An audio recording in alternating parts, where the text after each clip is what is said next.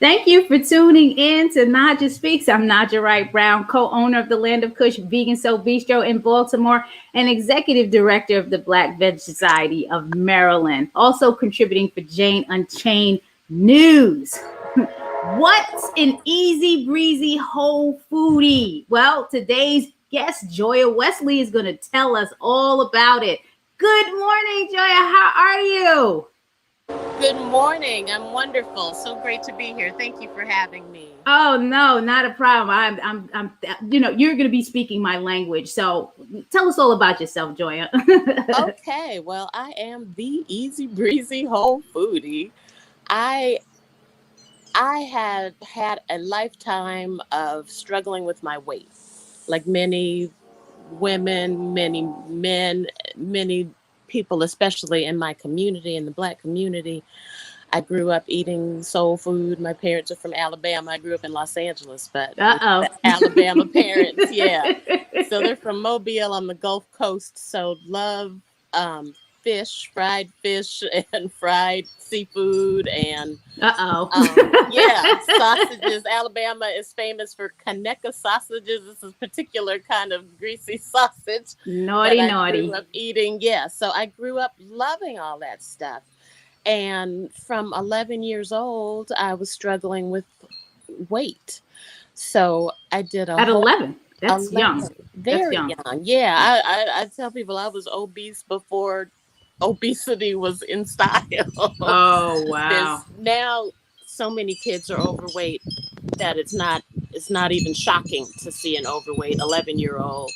But when I was 11, I was the only one in the class, and it was a struggle, and it was a, a, a problem for me, and it was very difficult. So from that age, I was trying to lose weight. I remember my grandmother had a cookbook, one of these mainstream Good Housekeeping cookbooks, and they had a popcorn bowl, which was a vegetable, chopped vegetables, but it also had golden delicious apples in it. And I Okay. remember eating out the golden delicious apples because they were sweet and good, but the rest of the celery, the carrots, I didn't like. I didn't want to eat. Right. So she was trying to help me. It wasn't like, okay, you got to lose weight, but it was like that too, because my parents were overweight and they were always losing weight and trying to lose weight. And I remember they were getting some shots one time in Los Angeles. It was a real thing in Los Angeles. So they were doing difficult kinds of weight loss programs. So Wow. I grew up surrounded by that. So it was always, I always loved food, but I was always torn because I knew I had to drop the weight. And I didn't use that language until very, very recently. Drop it was lose weight. And I had a minister friend tell me in Los Angeles to just drop it. He said, don't say lose weight. And I read somewhere in one of the many, many, many, many diet books I read, it say when you lose something, you go looking for it. So you're Wow. not done with it. So you're not trying Wow. to lose weight. You're trying to just drop it. So Right. he said, just drop it. And I was like, okay, I'm going to just drop it. And within a year of changing my language in that way, I stumbled onto the whole foods plant based lifestyle. So that was after 40 years of trying to lose weight within the structures of the standard American diet. And what's that? That is what you see advertised on TV all day long: the pizza, the hamburgers, the greasy foods, Oh, the the everything sad cooked in diet. The, oil, the, the the sad diet that we diet. call sad. Okay. Sad, yeah, standard American diet. So I didn't realize that I could be out of sad, and I was trying to operate within it. So the last efforts I was making to lose weight before I decided to just drop it were plans, kind of keto, paleo plans that allowed butter and bacon, and I thought I could That make it allowed work it. Okay. within all of that. Yeah, yeah. So I was doing that, and I dropped a bunch of weight, and then I was gaining it back. So I was losing ground toward the end of 2019. But why So, was that? Why you losing and gaining it back? Was it because of the food, or yeah, to talk to us about that? Because that's some of the challenges you faced in the journey. So we want to talk yeah, about those challenges and how you overcame them. yeah. Because a lot of people go through that. That's why I A don't believe lot in of people. diets. Because it's like this Right. yo-yo effect. Right, right. And it's this idea that you have to struggle and you have to white knuckle and you have to fight your nature, fight all of society. The pizza commercials, I remember I got rid of my TV 20, 30 years ago because the pizza commercials, the burger commercials, constant. They're constant. So you're constantly being exposed to fatty foods, to animal-based products, mainly cheese, dairy, meats. So it was a constant struggle. And when I would lose some weight, it would be because I was able to discipline myself to not eat the things that I wanted to eat. Discipline. Okay. Discipline, yeah. Mm-hmm. So when I discovered the whole foods lifestyle, it wasn't so much about discipline because my whole physiology shifted. So when I was still eating butter, I use butter in the book. I wrote a book, The Easy Breezy Whole Foodie, as a metaphor for everything greasy I ever liked, and as the actual dairy product, butter. So I had moved to grass fed butter, so I thought I was doing better, and I was like, "This is better. I'm eating organic grass fed butter, so I'll be okay now." But I wasn't okay because my taste buds were still acclimated to those kinds of textures and flavors. Right. And then I discovered, mainly from reading the Pleasure Trap by Doug Lisle and Alan Goldhammer, that our biology is designed to make us seek out the richest, most caloric foods we could find, because when we were evolving, we were going to die if we didn't get food. So we didn't have access to the foods that we have now. So we're designed as creatures to seek out these high calorie foods, really Is that sweet. like the cheese, like that addiction to cheese? Cheese is usually the hardest It's an hardest addiction. thing for vegans and whole food Yeah. for people that are Yeah. transitioning to get off of. And I say, really, those are the ones you need to get rid of first. I mean, I you get say rid of that all of too. them because you don't want Right. to harm animals, but those are the first because those are going to kill you first because of the Right. high cholesterol. I mean, I know through my Right. experience that Yeah. eating all of that. 33, I have high cholesterol, and they're talking about meds, and I'm like, I don't even do meds. I can't even understand this at this age. Right, right. And I was lucky with cheese because I had an allergy to cheese. So Ah, I okay. had to get rid of cheese long, long ago. So that Right. wasn't when it was the butter that I couldn't get rid of. Even when I was not eating meat, there were periods in my life when I didn't eat meat. I would still want to eat butter. And actually, I had a period in my 20s, my late 20s, when I was doing a thing called the Hallelujah diet, which I've was a heard of vegan that. diet. I've It heard was of that. great. It was great. It was raw fruits and vegetables mainly, but one cooked item a day. So you Okay. could have Yes. a baked potato once a day. So I Okay. did that, and I did drop a whole lot of weight, but I was imbalanced with sugar. I was eating a lot of sugar. I was having carrot juice every day and a lot of dates and corn and too much sweet. So I got my biochemistry, my microbiome was very unbalanced. So my skin had issues. It was terrible. So I had to stop doing that. And then I found Wait. the body ecology program with Donna Gates, and that helped me heal from the damage I did from the wrong use of the Hallelujah diet. I'm not saying the diet was bad; it was the way I was doing it wrong. So Right. I had my system in balance. So Donna Gates said in her book Body Ecology, she said, if you want to heal, you really need to at least eat some fish to get protein in your system to get yourself healed. So she didn't have to tell me twice. I was like, okay, pass the chicken. So that was the end of my Wow. vegan experience at that time. Right. So then I was back in the standard American diet, back on that addictive treadmill that I didn't realize was a treadmill, but it was. So at the end of 2019, I was just off, off all of my plans. I was eating everything pretty much. I went to London. I was traveling with my dad, who's a musician. Yes, So, I read that. yes, He did Fred with the Wesley. band. Yes, let's Fred talk about Wesley, that, because that's a JB. lot of traveling and road stuff. So I could only imagine. Yeah. Yeah, so there was a lot of really delicious food. Yeah. Yeah. That's the one thing, people that are vegan or transitioning, the one thing they say with the traveling, you got to be prepared, because a lot of these places or countries may not, have easily accessible options, and what that whole thing is like. Mm-hmm. Right. And I've learned that it is possible to be easy breezy with your food and be vegan and be not addicted to the standard American diet on the road too. So that's included in the book.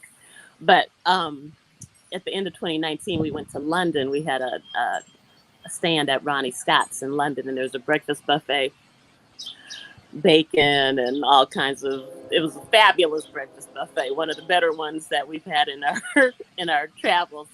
And my sister joined us on that one. And normally I wouldn't eat pastries and that kind of thing, but she was eating pastries, so I was eating pastries. So I was totally... follow the leader, huh? I got to train. Okay, so I was no problem.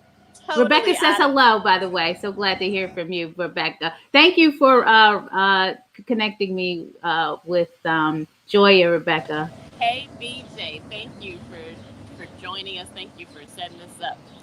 So I knew I had to do something drastic to get back on track. Mm-hmm. So I scrolled back through the mini diets. I counted up. I did 38 different diets over my lifetime. 38 different programs. Yeah. Anybody out there? How many diets have you done so far? If you were on diets? Oh, really? Have you done 38 diets? 38. Put that in the comments. I thought I had done all of them. People say, "Oh, I've tried every diet." So I found this website, and it had every diet, and I was looking through them, and I hadn't done every diet. There were many, many more than 38, but I had done 38 of them. Right. And one of them was the rice diet. So the rice diet, I don't know if people are familiar, was one that was created by a German doctor in the 50s at Duke University. And this was before there were medications for hypertension. So people would come to him with hypertension, and he would put them on this rice diet and heal them. So was it the white rice diet? Was it the brown rice diet? Long grain, short grain? Was it a particular rice? It was white rice. It was mainly white rice and fruit and sugar. He had like a teaspoon of sugar he would include. I don't know what that was about. But the key to it was that it was no fat. So it was the white rice, and people would go on this diet and drop the weight and heal their hypertension. And it was miraculous. And Dr. McDougall, who's the author of the Starch Solution Diet, says he is the father of lifestyle medicine, the guy who created the rice diet. So, but what I remembered about it was that it reset your taste buds. So you eat this white rice and vegetables and fruit and no fat, and no salt. And then your taste buds would cool out, so you wouldn't have the desire for the rich foods that you were used to. Okay. So I knew if I was going to get back on track, I needed to do that resetting. Okay. So I went on, I found a kind of his way of detoxing or something. It was kind of a detox. Yeah. Okay.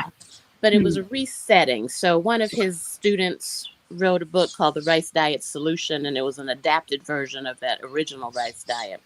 So it was rice and fruit and some vegetables. So I started doing that in order to reset my taste buds. So while I was doing that, I stumbled on YouTube onto the page of a woman named Plantiful Kiki. I don't know if you know her. She's a promoter of the Starch Solution Diet, which is John McDougall's diet. Okay. Yeah. So she recommended the Starch Solution book. And she had dropped a lot of weight too. She had pictures of herself when she was heavy, and then she's now this willowy, very slim, lovely young woman. So I was like, okay, I want some of that. So she said, read the Starch Solution. So I did. And then she also said, read the Pleasure Trap. And in the Pleasure Trap, it explained this biological tendency to eat rich foods, and how when you break the addiction to those foods, then you're free and you're out of that and you're in a whole new world. So I was already doing the rice diet. My blood pressure dropped like immediately. My weight was dropping. I was feeling great. I found John McDougall, Dr. McDougall, and I was listening to him, and he was saying things that normally would have really made me bristle and shut down and turn the page, close the book, go to the next option. But since I was already finding the truth in what he was saying, like the fat you eat is the fat you wear. So I would have been really offended by that before I was doing it. But I was like, oh, okay, I can hear this now. So I was able to hear it in a way that I would not have been able to hear it before. So I was already doing his plan, essentially. The rice diet plan was essentially the same thing. It's vegetables, fruit, starches, and no fat, very, very low fat. Nuts and seeds, I now include a little, actually more seeds than nuts. So for the easy breezy plan, take out all of the fat. You're doing starch, you're doing vegetables. And that didn't feel like deprivation to me. So this brings us to the Easy Breezy Whole Foodie website, which is easybreezywholefoodie.com, everyone. Yes. This way, this is what it is. This way to a new life. And as you can see, Joya has led a new life with this Easy Breezy Whole Foodie solution. So talk to us about what's going on here. You have a book coming out, right? I have a book. It is out. But it is out. The book is out. Yeah, it's right. available. Yeah, you sent it to me. See? Yes. Naughty. Autographed paperbacks. You can get an autographed paperback on the website. Mm-hmm. And you can also get a Kindle version on Amazon, or order a paperback version on Amazon for $5. So it was an inspiration to share these key pieces of information that if I had before, I wouldn't have been in this 40-year struggle with the sad diet loop, standard American diet loop. Are these the steps in the book? Yep, there's 7 steps. Okay. And the only one that's hard is the first one. Okay, to learn and decide. That's always the hard one. How to learn and make a decision. Once you make the decision, then all these other steps, be okay. I love this. Clear the crap. Clear the crap. Yes, Dr. Michael Greger coined the term crap, calorie rich and processed. Calorie rich and processed. Okay. Yes. Love it. Processed foods, animal products are all calorie rich. Butter, meats, they're very high in calories. And you're addicted to these calorie rich and processed foods according to the Pleasure Trap. And when you break the addiction, which you can do by just taking them out of your life for a max of 12 weeks, really 3 weeks, 2 weeks, after a couple of days, actually, you start forgetting about the rich foods that you were previously addicted to, and the addiction gets broken. And when that addiction is broken, it's easy breezy to be a whole foodie. So I was a regular foodie. And then you're going to show them how to shop in here. Find the farmers. That's a good one. Find the farmers in your local area, I assume. Savor the magic. Find your groove. Find your fancy. What is that? Yes. Find your fancy. That's when after the addiction is broken and you're where you can eat whole foods comfortably and happily, when you want to have fabulous meals, when you want to have rich desserts, when you want to go to restaurants and add back in some oil. So no sugar, oils, or salt during the addiction breaking phase. And that allows you to break the addiction quickly. What I found is dropping all of that was like walking into a secret portal, walking out of the it was like this whole world was happening, but I had no idea because my ears were clogged with butter and I couldn't see beyond the foods that I was used to eating. So this is a So way the people, especially our communities, that have the high health disparities, African Americans and Latinos, autographed paperback books for $7. Is this how we can pivot? Is it this the is. best way? Like, what would you I think suggest in so. terms of pivoting? I found it so surprisingly easy, shockingly easy, because once the addiction is broken, you're free. But as long as you're addicted, your taste buds are still addicted, then everything is hard. It's a struggle. So once the Mhm. addiction was broken, the struggle was over. So if I had known that before, I saw another YouTuber. I meant to get her name. I'm going to invite her to my virtual party. She said taste buds are like puppies. They can be retrained. Wow. Once you retrain your taste buds, it's a whole new world. Everything is different. It's like it was like magic. It's like a magic trick I did on myself. And people who break the addiction can do the same magic trick on themselves. I My like how dad, you welcome people. You yeah, say the saddest thing about the standard American diet, is that it seems inescapable when it's not. With a simple decision, which you talk about, the first step, learn and decide, to eliminate all animal products and processed foods, including sugar, oil, and salt, growing legions are discovering a magical new life. Joining them can be an easy breezy matter of opting out. I love, look, $7, or go to the site, the easy breezy whole foodie.com, breezy whole foodie.com. You have to go to the site. You have to get this book. I want to talk about the launch that you're having. It's under your events, right? So if you go to events, yes, it's here, yes, right? The yes. global book launch party, this Saturday, right? June No, 20, I mean, next it's the Saturday, third. June It's 24th. Thursday. It's a Thursday, Thursday. Oh, June it's a 24th. Thursday. Oh, Yes, really? yes. June 24th. It's my Okay. mother's birthday, Look at and this. 7 to 8:30. So yes, everybody can, attend. It's after yeah, work. We can go. I'm not sure if it's going to jump to so we can see more information, but it goes to I'm going to share this to a site because I want people to see the picture of you in the transition. So we're going to share yeah. that Eventbrite page right now so I can Okay. show people this transition here.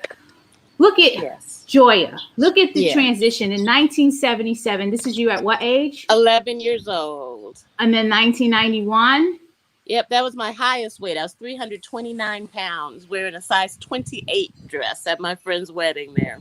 329 pounds in 91. And then 2018, Yep, that was after some up and down and was still up, kind of down, but still up. And and then now, now. now I'm wearing a size 4, which I never would have imagined was possible for me. Woo! A size 4. Yeah, That's a yeah. congratulations. Oh, Thank yeah, give you a you. clap for that. Thank you. So, Thank you. yes, June 24th, there's a global book Yes. launch. You want to register for this, folks. It's free. It's And this is what we're here to promote. We are here. Look, Amy says, wow, thanks for tuning in, Amy. Lots of you. food really are addictive. Casein and cheese, for example. Yeah. And then, this program seems to, help you to eliminate all the crap, right? And Right. Amy also says she's been eating a lot less salt and eating out less because of COVID, and noticed that when she ate out, stuff tasted too salty. Yes. Because your taste buds have changed. Your taste buds shift very quickly. It's really amazing how quickly your orientation to food can change. This There's is the great. Spud Fit program. I don't know if you know about that, but that's a No. guy who recommends eating just potatoes to break the addiction. And that Awesome. works too. And that's what I told my dad. My dad saw me doing this, saw me having this success, and he was still eating his regular standard American diet. But then one day he called me and said, like Fannie Lou Hamer, that he was sick and tired of being sick and tired. Who And are he you? said, what to do? I What said, market? eat potatoes. Eat potatoes. What Yeah. market are you really trying to attract with this book and the book launch? Who are you trying to reach? People that Well, just want to lose weight, or is there a that particular? is the focus. That was my focus. That I have lots of other reasons now for being vegan, for being an easy breezy whole foodie, the animal welfare, the environmental issues, the climate healing. Mhm. Those are all good reasons, and those people, including vegans, current vegans who are still addicted to processed foods, can benefit Yes. from this. And I Yes. think that's an important point to make, that if vegans who are so my main market are people who are trying to drop weight. Okay. All So right. just So that those a few that are trying to drop weight, go few. to easybreezywholefoodie.com Yes. now. Get the book, Yes. register for the global book launch, and get on that path to lose weight, live a more compassionate life, eat healthier. I want to talk Feel about. free. Yes, exactly. Feel free. I mean, I have a fitness club that I go to, Live Now, and one of the things the coach would say, and I think he got this quote from someplace else because you hear it all the time. If you want to fly, you have to give up the things that are weighing you down, and if that's the weight, then you have to give it up. Okay, so and this Yeah. is the great way to do it. I want to Yeah. know about the Greensboro Truth and Community Reconciliation Project. I know this is off topic, but when I read that in Okay. your bio, I thought it was really interesting because you are a writer. You are I am. a professional writer. And when I saw that, I said, wow, can you tell us about that experience? Yeah, that was a um an effort of a community to deal with a troubling part of its past. In Greensboro, North Carolina in 1979, a group of white supremacists attacked a demonstration organized by a group of workers' rights activists, and a multiracial group of workers' rights activists. So the white supremacists came, they fired on the demonstration, they killed 5 people and wounded 10 others. It was terrible, terrible. And all of them were acquitted on a self defense um, defense. And it What's was, going on today, huh? Just, with different, yeah, right, it's still going on exactly. today. It's still Hmm. going on. And Okay. the idea of the people who took the truth and reconciliation approach that Nelson Mandela promoted in South Africa, that South Africa used. When you've had a history of violence and injustice and horror, like apartheid was in South Africa, and like this one particular event was in Greensboro, and like so many events of killings and injustice throughout this country, throughout the world, you can't just put a band-aid on it and pretend it's over, bury it in the past. You have to take an effort to address it, to really examine what happened and figure out how to move past it. And that's what the people, the visionary people of the Greensboro Truth and Community Reconciliation Project did. And I was honored to be a part of that and to co-write a book about it. So Thank you for your that's contribution. also I important. just wanted to make sure people was aware that we got Juneteenth coming up next Yeah. Saturday, so just wanted to make sure people were aware of that. We're running out of time. I wanted you to think Yes. about a final message you wanted to leave with the viewers and the best way we can reach out to you. While you're thinking about that, please, folks, subscribe, like, comment, NaijhaSpeaks.com. Yes, and go to easybreezywholefoodie.com. If you're looking to lose weight, live a compassionate life, get healthier, get the book, sign up for the global launch party. Make sure you're there and follow Joy at Easy Breezy Whole Foodie on IG and at the Easy Breezy Whole Foodie on Facebook. Keep It Fresh Day, Monday, Meatless Monday, June 14th. Make sure you go to keepitfreshday.org to find out more information about all the happenings. Land of Kush will be doing a lot of things outside the store between 4 and 5, so you want to be here and celebrate with us.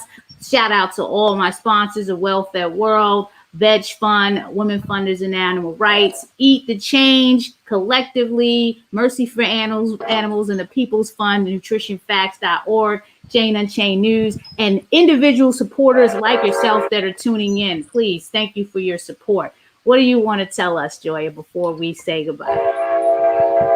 I'd like to say that shift is possible, that your taste buds can be shifted, and they shouldn't be in charge anyway. I think about the old joke about men thinking with the wrong head. So Right.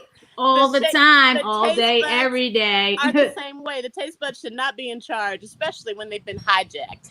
So when we can take control and use our minds to decide how we're going to live our lives and not just feel like we're slaves to what we've always liked. Oh, I don't like vegetables, so I can't be healthy. No, you can decide that you're going to shift. And this is an easy breezy way to take control back of your taste buds, restore them to the factory settings the way God made them, was to eat healthy plant foods. So when you shift back to that, you can change your whole life.